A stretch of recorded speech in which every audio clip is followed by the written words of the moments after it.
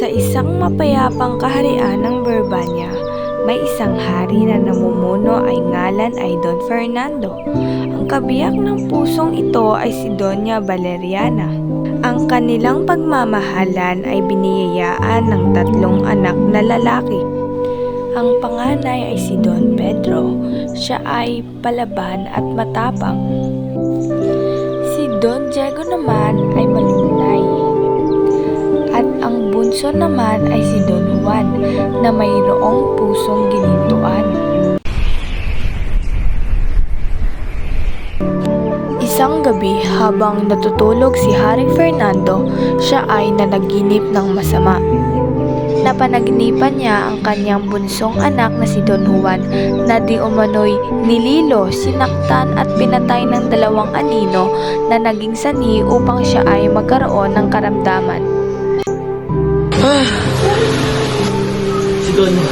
Si Don Juan, nasa panganib siya. Ayos ka lang ba? Anong nangyari kay Don Juan? Binugbog, sinaktan, si Don Juan ng 2 anino.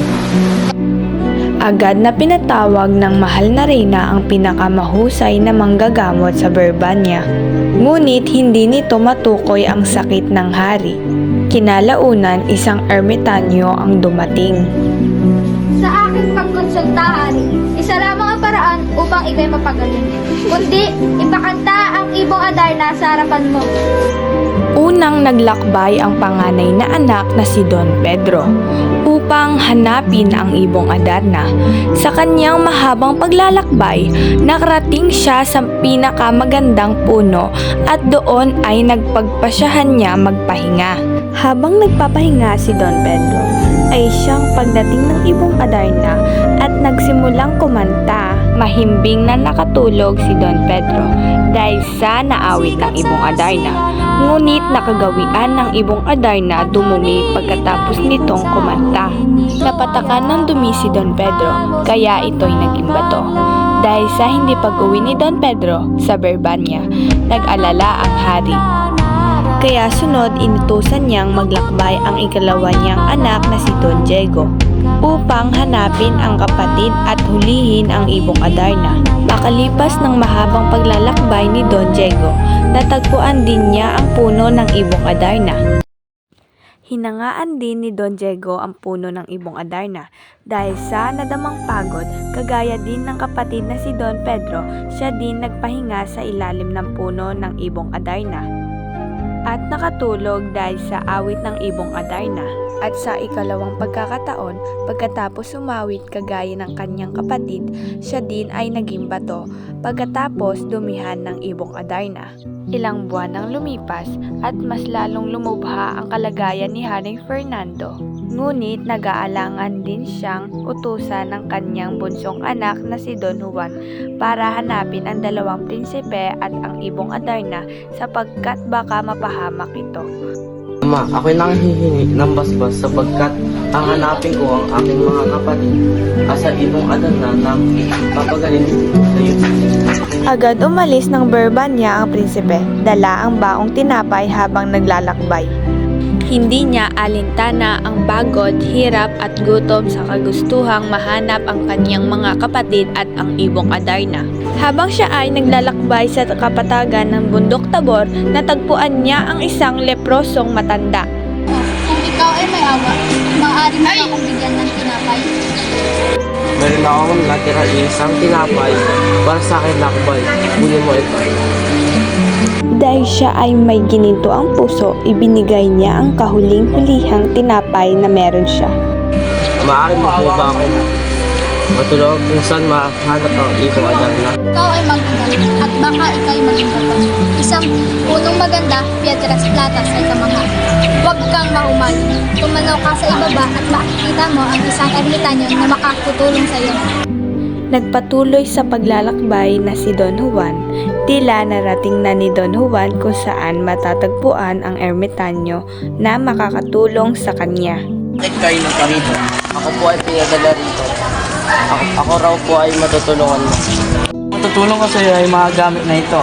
Isang labaha, dayat, singkas na ginto, at tulungan. Hanggang sa kanya nitong matagpuan, hindi siya natakot na maghintay hanggang sa dumating ang ibong Adarna at nagsimulang umawit. Upang hindi magpatuloy sa bawat pag-awit ng ibong Adarna, ay sinugatan ni Don Juan ang kanyang sarili gamit ang labaha nang makatulog na ang ibong Adarna at agad niya tong hinuli at tinali gamit ang mahiwagang tali. Bago lisanin ang punong binuhusan niya ang tubig ang dalawang bato sa ilalim ng puno. Agad bumalik ang buhay ang kanyang dalawang kapatid.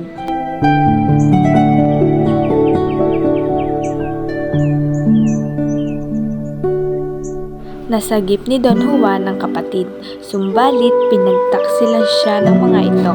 Binugbog siya, iniwan na nakahandusay sa daan na muntik niyang ikamatay. Inagaw ni Don Pedro at ni Don Diego ang ibong Adarna at inuwi ito sa Berbanya. Ama, narito na po ang ibon ng mga kanina sa iyong karamdaman. Magaling mga anak. Ngunit, nasa anong inyong nakabukat ang kapatid? Hindi ko namin Iniharap sa hari ang ibong Adarna, sumbalit hindi kailan ito umawit. Napagtanto ng hari ang pangalawang anak ay nagsisinungaling. Hindi sila ang tunay na nakahuli sa ibong Adarna. Sa kabilang dako, muling tinulungan ng ermitanyo si Don Juan at ginamot siya nito. Sa gayon ay makabalik siya sa Berbanya. Nagalit si Don Fernando nang malaman ang pagtataksil ni na Don Pedro at ni Don Diego. Ngunit napatawan naman ito ng hari dahil hinihingi ito ng tawag ni Don Juan. Nakabalik ng kaharian ng Berbanya si Don Juan. Namutla sina Don Pedro at si Don Diego nang makita ang bunsong kapatid.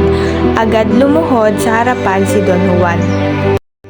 Ang iyong pumunsong anak, nagtis naman ang hirap, kamatayan ay hinamon, sa utos mo ay tumupad, iyong anak mong dalang, inutusang nangauna, kapikuan ang nakuha, kapwa naging bato sila. Sa kasuyang tinamo ng dalawa ni Don Pedro, nang hindi dahil sa bunso mo, habang araw sila'y bato. Matapos ikapitong awit ng ibon ay tila hindi lamang nagkaroon ng karamdaman ang hari. Bigla itong nakatayo sa labis ng kagalakan, niyakap si Don Juan.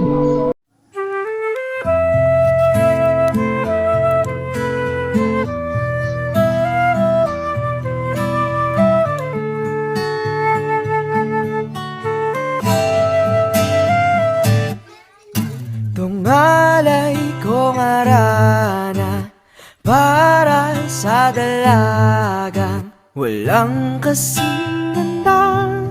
Amoy rosas ang nalimoy kung